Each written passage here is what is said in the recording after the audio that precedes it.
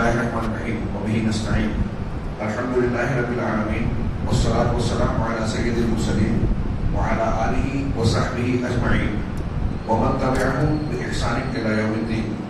أعوذ بالله من الشيطان الرجيم. بسم الله الرحمن الرحيم. وحل لكم ليلة الصيام الرفث إلى نسائكم هن لباس لكم وأنتم لباس لهن. محترم حضرین، اس سے پہلے کہ کئی دروس میں ہم نے ان سہولیات کو جانا جو اللہ تبارک و تعالیٰ نے روزے کی حالت میں روزے دار کے لیے فراہم کی ہے، ہمیں اور آپ کو آسانی کے طور پر دیا. یرید اللہ بکم اليسر، اللہ تمہارے ساتھ آسانی چاہتا ہے. ولا یرید بکم العسر، تمہارے ساتھ مشکل، پریشانی اور سختی نہیں چاہتا. یہ رب کریم کا کرم اور اس کی رحمت ہے. یہاں آگے بڑھنے سے پہلے میں اس بات کی یاد دہانی کراؤں کہ کچھ لوگوں کو شاید یہ لگتا ہے کہ یہ جو احکام و مسائل ہم بیان کر رہے ہیں یہ تو بار بار سنتے ہیں، جانتے ہیں، لہذا اس کی کیا ضرورت ہے.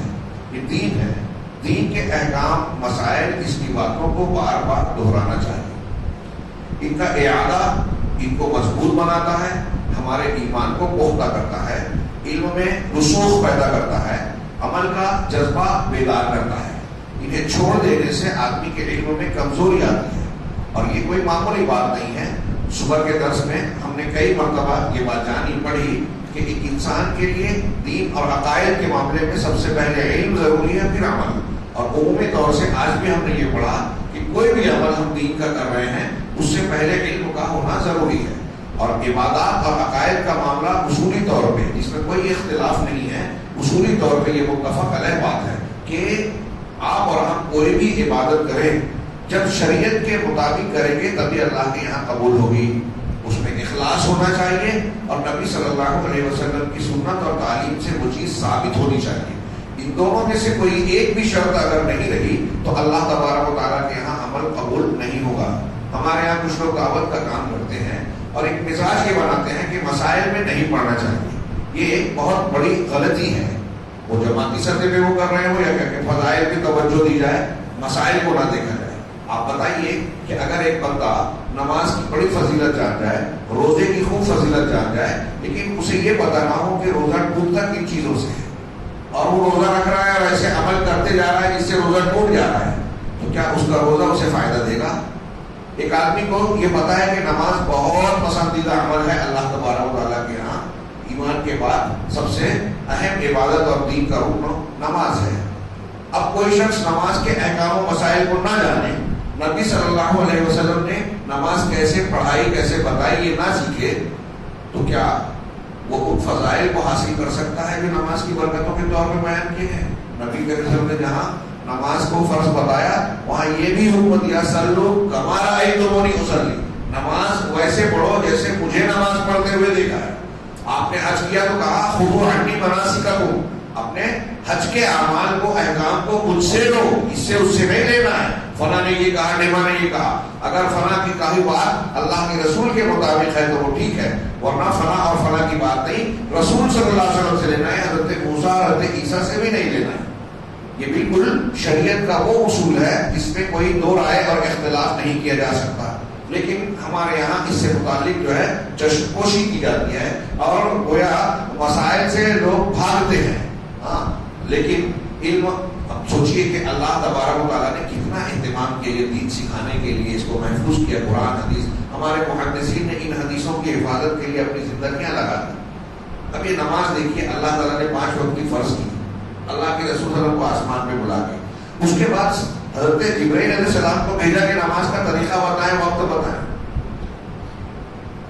بعض روایتوں میں ہے کہ معراج کے دوسرے دن حضرت جبرائیل علیہ السلام آئے اور اللہ کے نبی صلی اللہ علیہ وسلم کو اس دن کی 5 وقت کی نماز پہلے وقت میں پڑھائی اور دوسرے دن 5 وقت کی نماز دوسرے وقت میں پڑھائی اور پھر فرمایا کہ الوقت بین ھذین، نماز کے اوقات انہی 2 وقتوں کے بیچ میں ہیں.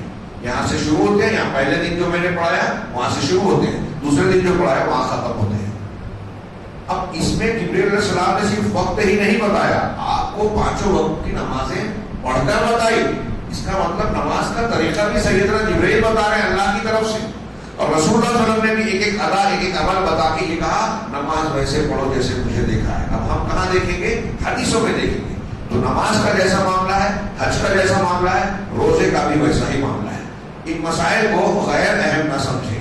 اللہ تبارک و تعالیٰ اور دین کو آپ دیکھیں گے کہ ایک آدمی جان کر ایک عمل کر رہا ہے علم کے ساتھ اور ایک آدمی بغیر علم کے کر رہا ہے. اللہ کے نزدیک کس کا مرتبہ بڑا ہے؟ قل هل يستوي الذين يعلمون والذين لا يعلمون. قرآن کہہ رہا ہے کہ آپ کہیے کہ کیا علم والے اور وہ جو علم نہیں رکھتے دونوں ایک جیسے ہوں گے؟ بالکل نہیں. علم کی اور اہل علم کی فضیلت. تو اس تناظر میں ہمیں دین کے یہ مسائل سیکھنا چاہیے. صحابہ کرام کا شوق آپ مطالعہ کیجیے. 60 سال کی عمر میں 40 سال کے بعد کی عمر میں جو ایمان لا رہے ہیں وہ بھی کوشش کرتے تھے کہ نبی کریم صلی اللہ علیہ وسلم سے جا کے دین کی چھوٹی سا بڑی ساری باتیں سیکھیں. اور اگر نہیں آ پاتے تھے تو دوسرے صحابہ سے پوچھنے کے منتظر رہتے تھے. 5 مرتبہ گھنٹوں کسی صحابی کے دروازے پر ایک صحابی انتظار کر رہے ہیں کہ ان کو یہ حدیث اس مسئلے کی معلوم ہے, میں ان سے پوچھ کے ہی گھر واپس جاؤں گا. تو گھنٹوں انتظار کیا. خیر تو میں یہ بتا رہا تھا کہ پہلے روزوں سے متعلق کچھ سہولیات کی بات پڑھی. اب آج سے دو چند درس ہم یہ دیکھیں گے کہ ایک روزے دار کو کن چیزوں سے رکنا ہے. موٹی موٹی باتیں کہ ایک آدمی صبح صادق سے غروب آفتاب تک جن چیزوں سے اپنے آپ کو روکتا ہے اس میں موٹی سی چیز ہم سب جانتے ہیں, کھانا پینا جمع یعنی بیوی کے ساتھ تعلق قائم کرنا جسمانی. یہ 3 چیزیں بالکل واضح ہیں. ان کے ساتھ ساتھ روزہ توڑنے والی کھانا پینا بھی جو ہے عمدن جان بوجھ کر. ہم نے پڑھا کہ اللہ تعالیٰ نے سہولت دی ہے کہ بھول کر اگر کسی نے کھا پی لیا تو اس کے روزے پہ کوئی اثر نہیں پڑے گا. اسی طرح یہ بھی جانا کہ اگر عورت کو خواتین کو منتھلی کورس یعنی حیض آتا ہے یا اس کی زچگی اور بچے کی ولادت کے بعد جو گندگی اور خون آتا ہے جس کو نفاس کہا جاتا ہے, ان دونوں صورتوں میں بھی اس کا روزہ باقی نہیں رہتا. اگر وہ روزے سے ہے تو روزہ ٹوٹ جائے گا. اسی طرح جان بوجھ کر قصدن طے کرنے سے یعنی الٹی کرنے سے کھانا باہر نکالنے سے اس سے بھی روزہ ٹوٹ جائے گا. گلوکوز یا طاقت کا انجیکشن لینے سے, آپ نے گلوکوز یا طاقت کا انجیکشن لگوایا روزہ ٹوٹ جائے گا. خون دینے سے بھی اہل علم کے نزدیک روزہ ٹوٹ جائے گا. علامہ ابن تیمیہ کہتے ہیں کہ جیسے کھانا اندر ڈالنا انسان کے لیے روزے کی منافی ہے, ایسے ہی اندر سے خون کو یا طاقت والی چیز کو نکالنا کہ پہلے ہی سے روزہ ہے اور مزید خون نکالے گا تو اور کمزوری آئے گی, تو یہ بھی روزہ توڑنے والا ہے. اسی طرح استغنا بلیہ یعنی غیر فطری طریقے سے اگر کوئی شخص اپنے جسم سے ایسے عمل اور حرکت کرتا ہے اس سے احتلام ہو جائے تو یہ بھی روزہ کو توڑ دے گا. اب یہاں ان چیزوں سے روزہ ٹوٹ جاتا ہے. ایک آدمی نے اگر جان بوجھ کر ایسا کر لیا, ضمن یہ مسئلہ جان لیں کہ کھانا کھا لیا پانی پی لیا جان بوجھ کر روزہ توڑ دیا, تو اب اس پر کیا جرم ہوگا؟ اس سے پہلے سہولیت تھی, اب یہ پابندی کی بات ہے. تو یہاں جمع سے متعلق ایک روایت ہے, اسے پڑھ کر اس سے متعلق مسئلے پر گفتگو کرتے ہیں. امام بخاری یا لولو اور مرجان میں ایک باب باندھا گیا ہے کہ رمضان کے دن میں جمع کے حرام ہونے کے سلسلے میں سختی کا بیان اور روزے دار پر اور اس پر بڑے کفارے کا ذکر جو تنگ دست اور خوشحال دونوں کے لیے واجب ہے, اور اسے یہ ادا کرنا ہوگا دونوں کو. یہاں اگر مؤثر ہے تنگ دست ہے تو اس وقت تک انتظار کرے گا یہاں تک کہ اس کو طاقت آ جائے اور وہ کفارہ ادا کرے گا. سیدنا ابو ہریرہ کی روایت ہے, وہ کہتے ہیں کہ جاء رجل الی النبی صلی اللہ علیہ وسلم, ایک شخص نبی صلی اللہ علیہ وسلم کی خدمت میں حاضر ہوا اور کہا ان الاخر وقع علی امرأته فی رمضان, کہ یہ شخص جو ہے اپنے آپ کو کہا کہ رمضان میں کے دن میں اپنی بیوی پر واقع ہو گیا. دوسری روایتوں میں بخاری مسلم ہی کی کہ اس شخص نے کہا کہ اللہ کے رسول میں ہلاک ہو گیا. یہ مزاج بھی دیکھیے صحابہ کرام سے غلطی ہو جاتی تھی اگر بشری تقاضے سے تو فوراً اس کا شدید احساس ہوتا اور یہ سوچتے کہ یہ دنیا ہی میں معاملہ صاف ہو جائے. نبی صلی اللہ علیہ وسلم کی عدالت میں پہنچتے اور بتاتے کتنی بڑی جرأت کی بات ہے.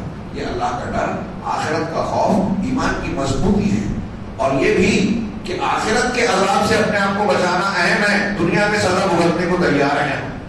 یہ عدالت میں اپنے آپ کو پیش کر رہے ہیں, رجب تک کے لیے پیش کیا. بہرحال انہوں نے بھی کہا کہ میں نے ایسا کر لیا. اللہ کے رسول نے کہا اتجدوا ما تحرر رقبۃ, کیا تم اتنا پاتے ہو جس سے کسی گردن کو آزاد کر دو, یعنی غلام کو خرید کے آزاد کر دو. مطلب رمضان کے دن میں ہم نے آیت میں پڑھی کہ رات میں میاں بیوی کا زناشوئی معاملہ جائز ہے تو دن میں ناجائز ہے. اب اس ناجائز کام کو کسی نے کیا تو نبی صلی اللہ علیہ وسلم پوچھ رہے ہیں اس سے کہ کیا تم اس کی طاقت رکھتے ہو کہ غلام آزاد کر دو؟ اس نے کہا نہیں، میں ایسی طاقت نہیں رکھتا. قال فتستطيع ان تصوم شهرين متتابعين، کیا تمہاری یہ طاقت ہے کہ تم 2 مہینے مسلسل روزہ رکھو، لگاتار کنٹینیو 2 مہینہ؟ تو اس نے کہا نہیں، 1 مہینے میں تو یہ ہو گیا، 2 مہینے کیا میں روزہ مسلسل نہیں رکھ سکتا. آپ نے سوال کیا افتالیہ دو ماں تو تیرے کو نہیں سکتی نا مسکین، کیا تمہارے پاس اتنی طاقت ہے جس سے تم 60 مسکینوں کو کھانا کھلا سکو؟ اس نے کہا نہیں. معلوم یہ ہوا کہ یہ تینوں چیز رمضان کے دن میں اگر کوئی اپنی بیوی سے جان بوجھ کر تعلق جسمانی قائم کر لیتا ہے، جمع کر لیتا ہے، ہاں بوسو بنانے والا معاملہ کر بیان ہو چکا ہے. یہاں جسمانی تعلق سے مراد جمع ہم جس طرح تو اپنا جسمانی ملاپ کرتا ہے تو اس کے لیے یہ 3 آپشن ہیں، یا تو غلام آزاد کرے، یا پھر 2 مہینہ مسلسل روزہ رکھے، یا پھر 60 مسکینوں کو کھانا کھلائے. قال لا، اس نے کہا، وہ صحابی کہتے ہیں کہ میں اس کی بھی طاقت نہیں رکھتا. فأتى النبي صلی اللہ علیہ وسلم بعرق فيه تمر، تو فأتي نبی صلی اللہ علیہ وسلم کے پاس ایک کھجور کا ٹوکرا لایا گیا، ایک ٹوکرا لایا گیا جس میں کھجوریں تھی. تو نبی کریم صلی اللہ علیہ وسلم نے کہا، وہ زبیل، بڑا ٹوکرا تھا. آپ نے کہا اطعم هذا عنك، لو یہ کھجوریں لے لو اور اپنی جانب سے یہ لوگوں کو کھلا دو، یعنی مسکینوں کو. تو اس نے سوال کیا الا احوج منی، مجھ سے زیادہ جو حاجت مند ہے اس پر نہ کرے؟ تو پھر آپ نے کہا ہاں غریبوں کو. تو اس نے کہا کہ ما بین لابتیھا اہل بیت احوج منا، ہاں کہ یہ جو 2 پہاڑیاں ہیں نا مدینہ کے ارد، ان دونوں پہاڑیوں کے بیچ میں مجھ سے زیادہ حاجت مند، غریب اور ضرورت مند کوئی دوسرا نہیں ہے. یہاں اس کا ذکر نہیں ہے. دوسری روایت میں کہ یہ سن کر نبی کریم صلی اللہ علیہ وسلم ہنس پڑے. آپ کو ہنسی آ گئی، مطلب اس کو طاقت بھی نہیں تھی، اور جب ٹوکرا دیا اس کو کہ یہ مسکینوں کو کھلا دو، تو اس نے کہا کہ مجھ سے زیادہ غریب کو اگر دینا ہے تو میں اس پوری بستی میں سب سے زیادہ غریب تو میں ہی ہوں. تو اللہ کے رسول کہا کہ فاطمہ اہلک، جاؤ اپنے اہل و عیال کو ہی کھلا دو، اپنے گھر والوں کو. اب گھر والے اگر بھوکے ہیں تو دوسروں سے افضل گھر والوں کو کھلانا ہے، اپنے گھر والوں کو کھلا دو. اس حدیث سے یہ معلوم ہوا کہ روزے دار نے اگر دن کی حالت میں دن میں جان بوجھ کر اپنی بیوی سے زناشویی کا تعلق قائم کر لیا، جمع کر لیا، تو اسے یہ کفارہ دینا ہے. کتنا سخت کفارہ ہے. پہلا آپشن چھوڑنے کے بعد دوسرے پر غور کیجیے کہ 2 مہینہ مسلسل کنٹینیو روزہ رکھنا ہے. اگر بیچ میں گیپ ہو گیا تو پھر سے 2 مہینہ رکھنا پڑے گا، گیپ نہیں چلے گا.